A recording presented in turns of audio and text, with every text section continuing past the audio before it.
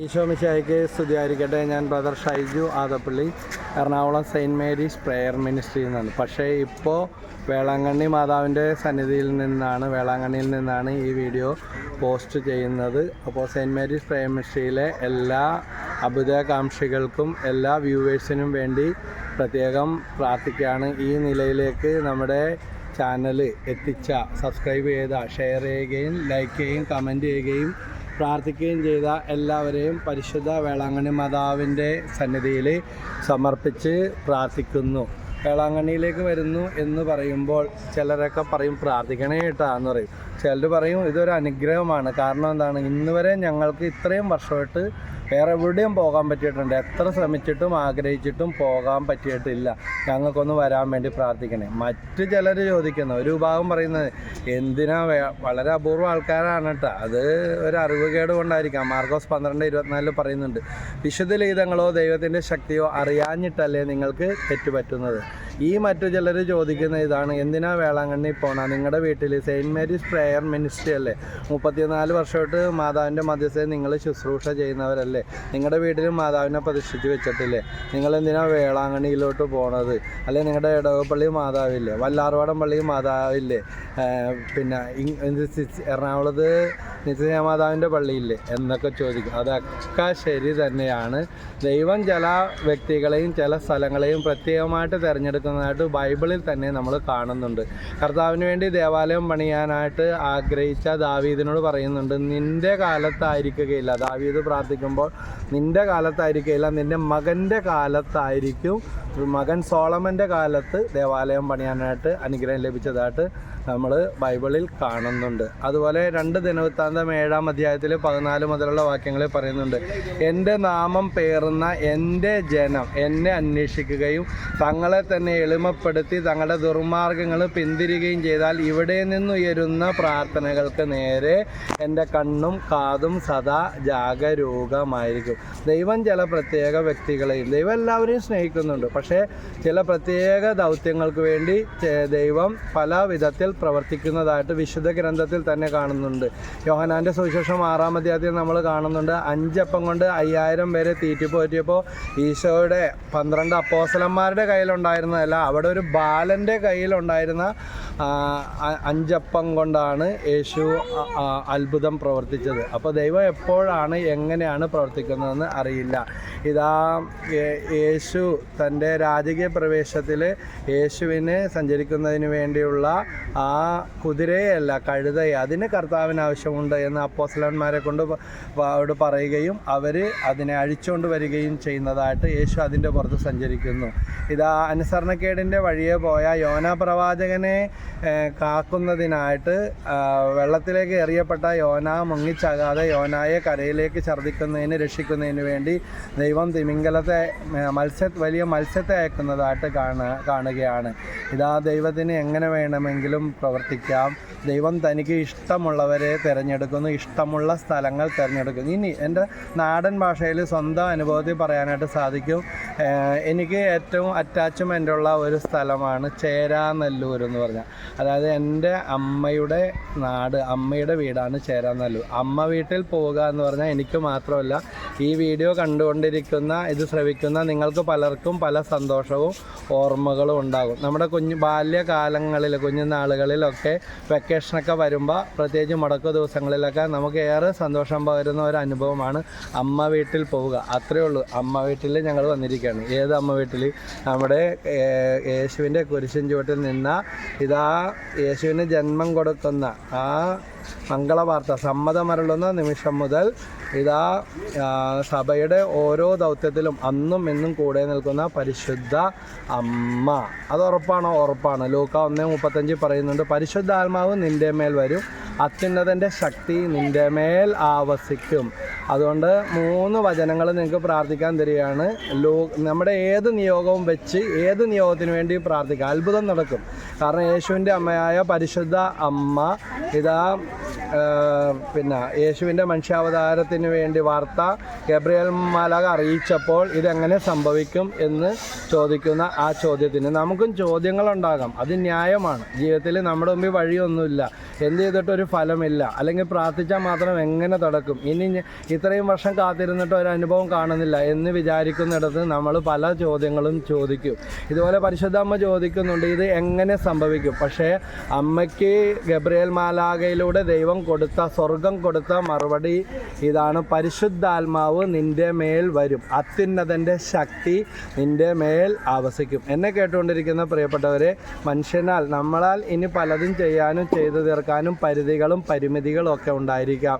പക്ഷേ ഇസ്രായേൽ ജനത്തെ ചെങ്കടൽ നടത്തിയ പുറകിൽ ശത്രുക്കൾ തിരിച്ചു കൊണ്ടുപോകാൻ വരുന്നവരെ, അവരെ കൊല്ലാൻ കഴിവുള്ളവർ, മുൻപിൽ ചെങ്കടൽ. പക്ഷേ ഇതാ അവിടെ ദൈവശക്തി അവരുടെ വിടുതലിന് കാരണമാകുകയാണ്. ഈ രണ്ട് തടസ്സങ്ങളും അവർക്ക് കാരണമായില്ല. ഇതുപോലെ പരിശുദ്ധ അമ്മ ചോദിക്കുന്നു, ഇതെങ്ങനെ സംഭവിക്കും? പരിശുദ്ധാത്മാവ് നിൻ്റെ മേൽ വരും, അത്യുന്നതൻ്റെ ശക്തി നിൻ്റെ മേൽ ആവസിക്കും. ഈ ഒരൊറ്റ വചനം അമ്മ ശിരസാ വഹിച്ചു. പിന്നെ ഒരു തർക്കമില്ല, ഒരു സംശയമില്ല. വചനം സ്വീകരിക്കുന്നവരെല്ലാം പരിശുദ്ധ അമ്മ വചനം സ്വീകരിച്ചതുപോലെ പരിശുദ്ധാത്മാവിനാൽ അഭിഷേകം ചെയ്യപ്പെടും. അതിനുവേണ്ടി കൂടെയാണ് ഞാൻ ഈ വചനം ആവർത്തിച്ച് പറയുന്നത്. ലൂക്ക 1:35.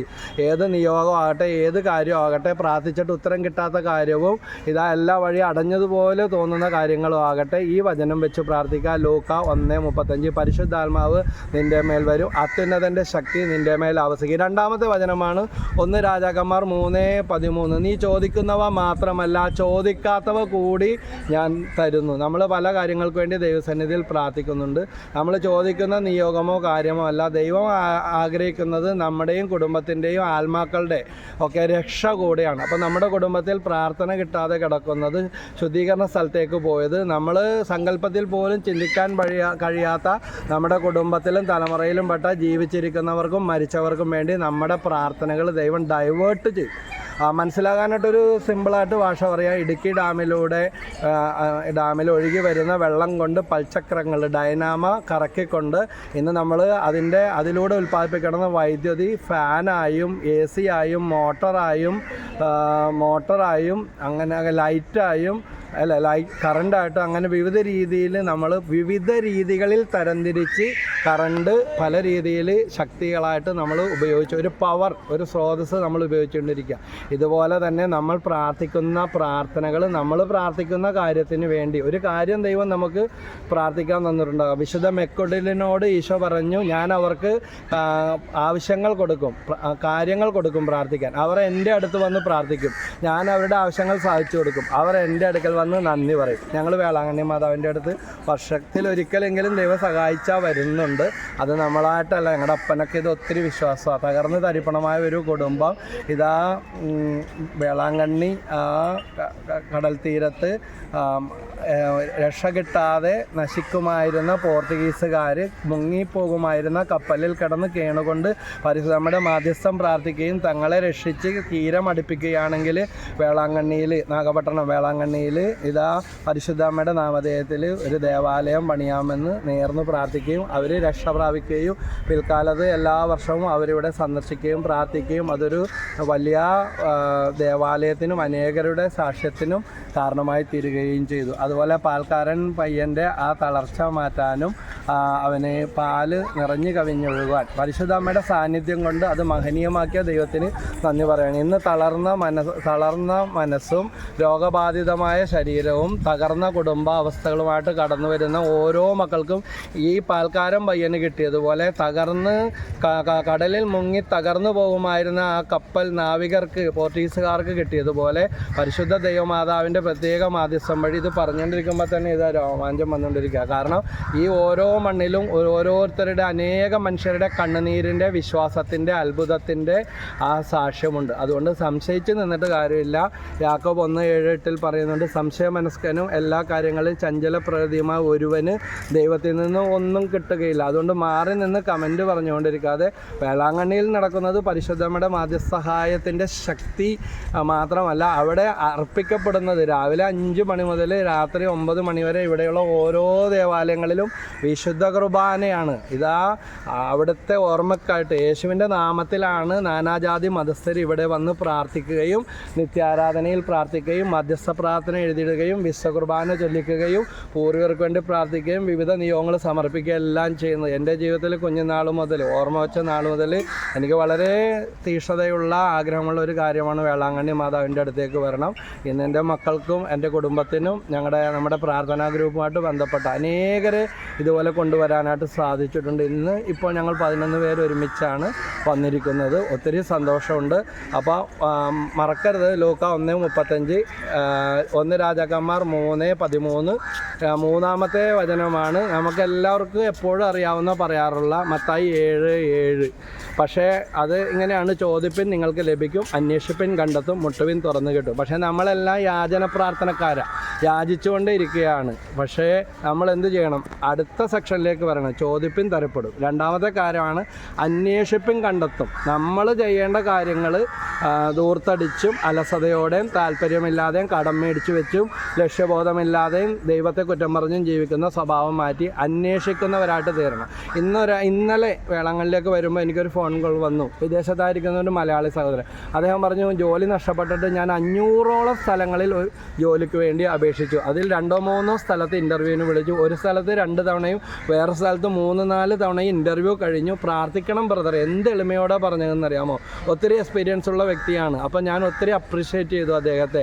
കാരണം എന്താ, പലരും യാചനക്കാരാണ്. ദൈവം തരുന്നില്ല, ഇത്ര നാളായിട്ടും കിട്ടിയില്ല, എന്തുകൊണ്ട് കിട്ടുന്നില്ല, ഇങ്ങനത്തെ ചോദ്യമാണ്. പക്ഷേ ഇയാൾ 500ഓളം സ്ഥലങ്ങളിൽ ജോലിക്ക് വേണ്ടി അപ്ലൈ ചെയ്തു, ഇൻ്റർവ്യൂവിന് വിളിച്ചു, വീണ്ടും പരിശ്രമിക്കുകയും അദ്ദേഹം പ്രാർത്ഥിക്കാനായിട്ട് പറയുകയാണ്, പ്രാർത്ഥിച്ചുകൊണ്ടിരിക്കുകയാണ്. അപ്പോൾ ആ യാചന പ്രാർത്ഥനക്കാരായിട്ട് തീരാതെ നമ്മൾ അന്വേഷിക്കണം. ചോദിപ്പിൻ തരപ്പെടും. ചോദിക്കുന്നവർ മാത്രമായിട്ട് തീരരുത്. ചോദിച്ചിട്ട് കിട്ടിയില്ലെങ്കിൽ കുറ്റം പറയുന്നവരായി തീരുന്ന സ്വഭാവം അത്ര നല്ലതല്ല. അന്വേഷിക്കണം. അന്വേഷിച്ചാലേ കണ്ടെത്തൂ. മൂന്നാമത്തെ കാര്യം, മുട്ടുവിൻ നിങ്ങൾക്ക് തുറന്നു കിട്ടും. ചിലപ്പോൾ തൊട്ടടുത്ത് തന്നെ ദൈവം അത് ഒരുക്കി വെച്ചിട്ടുണ്ടാകാം. അതുകൊണ്ട് നിരന്തരമായ പരിശ്രമം, അന്വേഷണം, ഇതെല്ലാം ചേർന്നതാണ് പ്രാർത്ഥന. അതിലൂടെ അല്ലാതെ നമുക്കൊന്നും സാധിക്കില്ല. അപ്പോൾ ഈ 3 വചനങ്ങൾ ഈ ഒരു 33 പ്രാവശ്യം വെച്ച് 21 ദിവസം പ്രാർത്ഥിക്കാം. പരിശുദ്ധ വേളാങ്കണ്ണി മാതാവിൻ്റെ അനുഗ്രഹങ്ങൾ നിറഞ്ഞ 2 പ്രാവശ്യം മാതാവ് ദർശനമരുളിയ സന്ദേശങ്ങൾ നൽകിയ ഇന്ന് പള്ളിയിൽ കുർബാനയിൽ പറഞ്ഞ ഇതാണ്. 2016-ലും വീണ്ടും ഒരു ഡേറ്റ് പറഞ്ഞു. ഈ 2 സന്ദർഭങ്ങളിലും മാതാവ് ഇവിടെ ദർശനമരുളി ആ സന്ദേശം ഇതിവിടെ സ്ഥിരീകരിക്കപ്പെടുകയാണ്. അന്ധന്മാർ കാണുന്നു, ചെകിടന്മാർ കേൾക്കുന്നു, ഊമന്മാർ സംസാരിക്കുന്നു, തളവാത രോഗികൾ സൗഖ്യപ്പെടുന്നു. യേശു പറഞ്ഞ അതേ കാര്യങ്ങൾ. എന്നും ബന്ധിതർക്കും മോചനം, അത്ഭുതങ്ങൾ, രോഗശാന്തി, കുടുംബസമാധാനം. തീർച്ചയായിട്ടും ഈ മണ്ണി കടന്നു വന്നിട്ട് പോകുമ്പോൾ കഴിഞ്ഞ മാസം ഇവിടെ പ്രാർത്ഥിക്കാമെന്ന വളരെ ധനികനായ കോടീശ്വരനായ എൻ്റെ ഒരു സുഹൃത്ത് ഒറ്റക്ക് വന്ന് പ്രാർത്ഥിക്കാൻ വന്നിട്ട് അദ്ദേഹം പറഞ്ഞതാ, പറ്റുമെങ്കിൽ എല്ലാ മാസവും പോകണം. ഒന്നിനും കുറവില്ല. ദൈവം ഇട്ടുമൂടാൻ ഒരു കാലത്ത് ഒന്നുമില്ലാത്ത അവസ്ഥയിൽ നിന്ന് ഇന്ന് ഇട്ടുമൂടാൻ സമ്പത്തും അനുഗ്രഹങ്ങളും എല്ലാം കൊടുത്ത ആ മനുഷ്യൻ ഒത്തിരി വ്യഗ്രതയായിരുന്നു. ഇപ്പം മനസ്സിലായി, ഒത്തിരി വ്യഗ്രത ഉണ്ടായിരുന്നു. പറഞ്ഞു കൊടുക്കുമ്പോഴൊന്നും മനസ്സിലാവില്ല. പക്ഷേ മാതാവിൻ്റെ അടുത്ത് വന്ന് ഇവിടെ നിത്യാരാധനയിലും ദേവാലയത്തിലും പ്രാർത്ഥിച്ചു. അപ്പോൾ അദ്ദേഹം എന്നോട് വിളിച്ചിട്ട് പറഞ്ഞു, നല്ല സമാധാനത്തോടെ അവിടെ നിന്ന് പോകുന്നത്, ഇനിയും വരണം, പ്രാർത്ഥിച്ചതിനെല്ലാം നന്ദിയെന്ന്. അതുകൊണ്ട് നമുക്ക് വേളാങ്കണ്ണി മാതാവ് എന്ന് പറഞ്ഞൊരു മാതാവില്ല. ഈശോയുടെ അമ്മയായ മാതാവ് വേളാങ്കണ്ണിയിലെ ദർശനം അല്ലതുകൊണ്ട് വേളാങ്കണ്ണി മാതാവ്. വല്ലാർവാടത്തമ്മ എന്ന് പറയും, കൃപാസന മാതാവ് എന്ന് പറയും, നിത്യസായ മാതാവ് എന്ന് പറയും, അമലോത്ഭവ മാതാവ് എന്ന് പറയും, ലൂർദ് മാതാവ് എന്ന് പറയും, ഫാത്തിമ മാതാവ് എന്ന് പറയും. വാണരുളുന്ന ദർശനമരുളുന്ന സ്ഥലങ്ങളിലെല്ലാം മക്കൾക്ക് സമീപസ്ഥമാകുന്ന അമ്മ ആവേ മരിയ. അമ്മയുടെ മാധ്യസ്ഥം വഴി ഈ പ്രോഗ്രാം കാണുന്ന എല്ലാ കുടുംബങ്ങളും വ്യക്തികളും സകല പൈശാചിക പീഡകളും ദുഷ്ടശക്തിയിൽ നിന്ന് സംരക്ഷിക്കപ്പെടട്ടെ. നിത്യം പിതാവിൻ്റെയും പുത്രൻ്റെയും പരിശുദ്ധാത്മാവിൻ്റെയും നാമത്തിൽ ആമേൻ. ഈശോ മിശിഹായ്ക്ക് സ്തുതിയായിരിക്കട്ടെ.